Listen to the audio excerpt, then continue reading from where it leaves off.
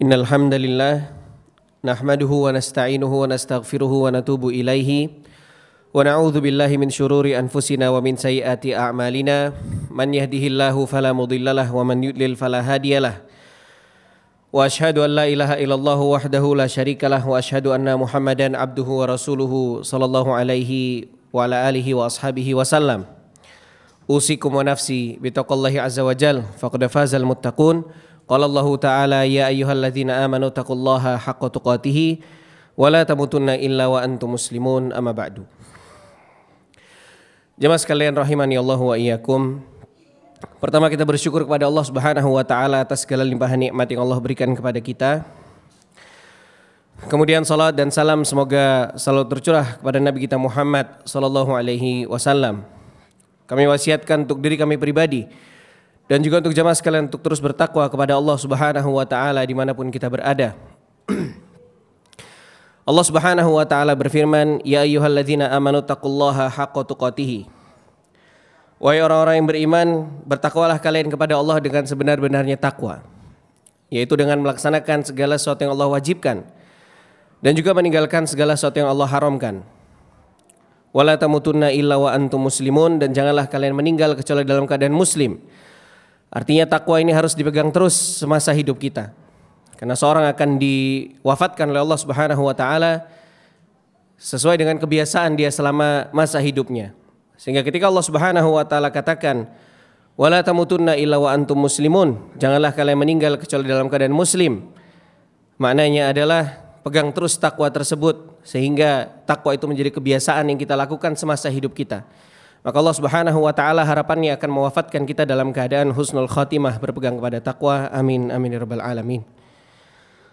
Jemaah sekalian rahimakumullah, dalam khutbah kali ini kami ingin sampaikan satu hadis dalam riwayat Imam At-Tirmidzi rahimahullahu taala, di mana hadis ini adalah suatu hadis yang bisa membuat hati kita tenang. Pesan-pesan di dalamnya bisa membuat hati kita lebih tenang untuk menjalani kehidupan kita sebagai seorang muslim di dunia ini. Dalam hadis ini Nabi Muhammad SAW sedang bersama Abdullah bin Abbas radhiyallahu taala anhuma, salah satu sahabat Nabi Muhammad SAW, yang dimana ketika itu Abdullah bin Abbas masih kecil ketika bersama Nabi dalam kejadian di hadis ini. Nabi Muhammad SAW bersabda, "Ya gulam, inni u'allimuka kalimatin." Wahai nak, aku akan ajarkan kepadamu beberapa kalimat. Maka beberapa kalimat yang diajarkan Nabi Muhammad SAW dalam hadis ini, ya, sebagaimana kami sampaikan tadi, akan membuat hidup kita merasa lebih nyaman di dunia ini dan tidak terlalu mengejar dunia ini lebih kencang, dan kita bisa mengharap akhirat lebih banyak. Nabi Muhammad SAW dalam hadis itu, pesan beliau yang pertama adalah ihfazillaha yahfadka. Jagalah Allah maka Allah akan menjagamu. Ketika Nabi Muhammad SAW katakan ihfazillaha, jagalah Allah, bukan berarti Allah Subhanahu wa taala butuh penjagaan dari kita. Tentu kitalah yang butuh kepada Allah Subhanahu wa taala, kepada penjagaannya Allah Subhanahu wa taala, bukan Allah yang butuh kepada kita. Namun ketika Nabi Muhammad SAW sampaikan ihfazillah, jagalah Allah, maksudnya adalah jagalah syariat Allah Subhanahu wa taala.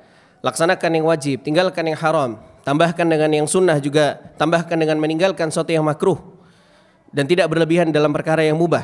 Ini semua adalah bentuk penjagaan kita terhadap syariat Allah Subhanahu wa taala. Maka ketika seorang berhasil melakukannya, apa ganjarannya? Nabi katakan ihfazillah yahfadka. Jagalah Allah maka Allah akan menjagamu. Penjagaan Allah Subhanahu wa taala terhadap seorang hamba itu ada penjagaan Allah Subhanahu wa taala dalam perkara agamanya, dan tidak hanya itu, Allah juga akan jaga dia dalam perkara dunianya. Di perkara dunia Allah Subhanahu wa taala jaga hambanya dari segala sesuatu yang buruk, dari segala sesuatu yang bisa menjauhkan dia dari Allah Subhanahu wa taala, yang bisa memudaratkan dia. Kemudian dari sisi penjagaan dunia ini, tidak hanya orang itu saja yang dijaga oleh Allah Subhanahu wa taala. Dikatakan bahwa ketika hamba itu berusaha menjaga syariat Allah Subhanahu wa taala, yang dijaga adalah dia dan juga keluarganya, juga keturunan-keturunannya akan Allah jaga Subhanahu wa taala. Kemudian penjagaan yang kedua adalah penjagaan dalam perkara agama. Penjagaan dalam perkara agama adalah Allah Subhanahu wa taala jauhkan orang itu dari segala macam kemaksiatan dan apapun yang bisa menjauhkan dari Allah Subhanahu wa taala.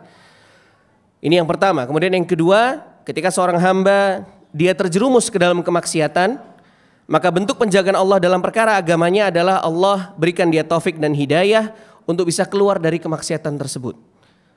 Sehingga penjagaan Allah dalam perkara agama mencakup Allah jaga dia untuk tidak terjatuh dalam kemaksiatan. Kemudian yang kedua adalah Allah jaga dia ketika dia terjerumus dalam maksiat, Allah beri hidayah supaya dia keluar dari maksiat itu. Kemudian pesan Nabi Muhammad SAW yang kedua dalam hadis ini, beliau SAW katakan, ihfazillaha tajidhu tujahaka. Jagalah Allah, maka engkau akan dapati Allah ada di hadapanmu. Jagalah Allah, yaitu jaga syariat-syariat Allah Subhanahu wa taala, tajidhu tujahaka. Kau akan dapati Allah ada di hadapanmu, yaitu Allah akan membimbingmu untuk mendekat kepadanya, membimbing matamu untuk melihat yang baik, telingamu untuk mendengar yang baik, langkah kakimu untuk beribadah kepadanya, dan juga berbagai macam bimbingan yang bisa mendekatkan hamba kepada Allah Subhanahu wa taala. Pesan Nabi yang selanjutnya, idza sa'alta fas'alillah wa idza sta'anta fasta'in billah. Ketika kamu minta, maka mintalah kepada Allah Subhanahu wa taala. Jadikan Allah Subhanahu wa taala adalah yang pertama yang kita mintai ketika kita butuh sesuatu, baik itu perkara dunia atau perkara akhirat. Jadikan Allah Subhanahu wa taala adalah yang pertama yang kita mintai. Karena siapa yang bisa memberikan kebutuhan kita kalau bukan Allah Subhanahu wa taala yang memberikannya? Baik itu dalam perkara dunia dan juga perkara akhirat. Wa idza sta'anta fasta'in billah. Ketika kamu minta tolong untuk suatu kesulitan, maka minta tolonglah sama Allah Subhanahu wa taala. Sebagai seorang muslim kita meyakini tidak ada yang bisa mengangkat kesulitan kita kecuali Allah Subhanahu wa taala. Sehingga ketika kita mendapati suatu kesulitan, mendapati hidup kita sempit, jangan lupa pertama kali yang kita mintai tolong adalah Allah Subhanahu wa taala sebelum segala usaha yang kita lakukan untuk bisa menghilangkan kesulitan tersebut. Aku qouli hadza wa astaghfirullah li wa lakum wa lisairil muslimin innahu huwal ghafurur rahim. Alhamdulillahirabbil alamin. Wassalatu wassalamu ala nabiyyina Muhammad wa ala alihi wa ashabihi wasallam. Usikum wa nafsi bitaqwallahi azza wa jal faqad fazal muttaqun amma ba'du. Jemaah sekalian rahimakumullah, di potongan hadis terakhir atau potongan pesan Nabi Muhammad SAW yang terakhir dalam hadis ini, beliau SAW sampaikan, wa'lam, ketahuilah, annal ummata lawi jitama'at ala an yanfa'uka bisyai'in. Kalau seluruh manusia di muka bumi ini mereka berkumpul untuk memberikanmu manfaat, mereka berkumpul untuk memberikanmu kebaikan, mereka berkumpul untuk memberikanmu sesuatu yang baik, maka kata Nabi Muhammad SAW, lam yanfa'uka illa bisyai'in qad katabahullahu laka. Maka mereka semua orang tadi itu tidak ada yang bisa memberikanmu kebaikan, manfaat atau hal lainnya kecuali apa yang telah Allah Subhanahu wa taala catatkan untukmu, kecuali apa yang sudah Allah takdirkan untukmu. Wa ini jitama'u ala an yadurruka bisyai'in. Dan kalau mereka semua tadi itu berkumpul untuk memberikanmu mudarat, untuk membahayakanmu, untuk mencelakakanmu, lam yadurruka illa bisyai'in qad katabahullahu alaika. Maka mereka tidak akan bisa membuatmu celaka, tidak akan bisa memudaratkanmu, membahayakanmu, kecuali apa yang telah Allah catatkan untukmu. Maka jemaah sekalian rahimakumullah, di potongan hadis yang terakhir ini Nabi Muhammad SAW sampaikan kepada kita bahwa apa yang menjadi milik kita pasti akan kita dapatkan, dan apa yang bukan milik kita kita pasti tidak bisa mendapatkannya. Apa yang akan menimpa kita, kita pasti akan mengenainya. Dan apa yang tidak menimpa kita, maka kita tidak akan terkena hal tersebut. Maka jemaah sekalian rahimakumullah, di zaman yang penuh fitnah seperti ini, kita kuatkan iman kita kepada takdir Allah Subhanahu wa taala. Kita yakini bahwasannya semua yang Allah takdirkan untuk kita, entah itu takdir baik atau takdir buruk, dan takdir buruk ini hanya dari perspektif manusia saja.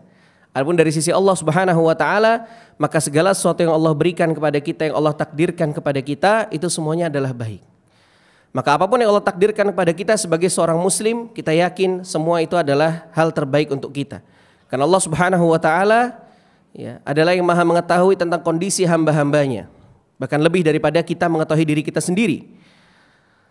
Sehingga setiap kali ada kebaikan yang kita terima, kita bersyukur kepada Allah Subhanahu wa taala. Setiap kali ada musibah yang dialami, maka kita mengharap pahala dengan bersabar terhadap musibah tersebut. Dan kita yakini setiap apa yang Allah takdirkan itu pasti baik. Entah kita tahu kebaikannya atau kita tidak tahu kebaikannya. Entah kita tahu hikmahnya atau kita tidak tahu hikmahnya. Tapi kita yakini baik itu takdir baik atau takdir buruk, semuanya adalah yang terbaik untuk kita. Entah kita tahu hikmahnya sekarang, kita tahu hikmahnya besok, nanti, atau bahkan kita tidak tahu sama sekali hikmahnya. Yang penting kita yakini saja bahwasannya setiap yang Allah takdirkan ini adalah hikmah yang terbaik yang Allah berikan kepada kita. Rufi'atil aqlam, pena-pena pencatatan takdir itu sudah diangkat, wajafatis suhuf, dan tinta pencatatannya juga sudah kering. Maka jemaah sekalian rahimakumullah, semoga apa yang sedikit ini bisa bermanfaat untuk menenangkan hati kita semasa hidup kita di dunia ini. Innallaha wa malaikatahu yusholluna 'alan nabi ya ayyuhalladzina amanu shallu 'alaihi wa sallimu taslima. Allahumma ighfir lil muslimina wal muslimat wal mu'minina wal mu'minat al ahya'i minhum wal amwat innaka samiun qaribun mujibud da'wat anta qadiyal hajat. Allahumma inna nas'aluka salamatan fid din wa afiyatan fil jasad wa ziyadatan fil ilmi wa barakatan fil rizqi wa taubatan qabla al maut wa rahmatan 'indal maut wa maghfiratan ba'dal maut. Rabbana atina fid dunya hasanah wa fil akhirati hasanah wa qina adzabannar wa sallallahu ala nabiyyina Muhammad wa ala alihi wa ashabihi wasallam wa akhiru da'wana anil hamdulillahi rabbil alamin. Aqimus shalah. Tahukah Anda ada 3 amalan yang pahalanya tidak akan terputus setelah kita meninggal? Sedekah jariah, ilmu yang bermanfaat, dan doa anak soleh. Salah satu bentuk dari sedekah jariah ialah wakaf untuk masjid atau lahan dakwah. Alhamdulillah, Masjid Pogung Dalangan kembali membuka kesempatan bagi siapa saja yang ingin berwakaf, bersama membebaskan lahan untuk perluasan masjid dan pengembangan sarana dakwah dengan target dana wakaf sebesar 10 miliar rupiah. Pembebasan lahan rencananya akan digunakan untuk perluasan Masjid Pogung Dalangan dan pengembangan sarana dakwah seperti Gedung Mahad dan Madin, Rumah Asatidzah, Studio MPD TV, serta Mualaf Center. Insya Allah, target kebutuhan akan berkembang menyesuaikan kesepakatan dengan pemilik lahan. Semoga Allah mudahkan. Mari bergabung bersama kami dan raih pahala jariah, baik atas nama diri sendiri maupun orang-orang yang kita cintai. Penyaluran dana wakaf dapat dilakukan melalui rekening wakaf berikut: 888 786 0004 atas nama Masjid Pogung Dalangan, atau scan secara langsung kode kris berikut. Untuk konfirmasi dan info lebih lanjut, silakan menghubungi kontak person kami. Jazakumullahu khairan.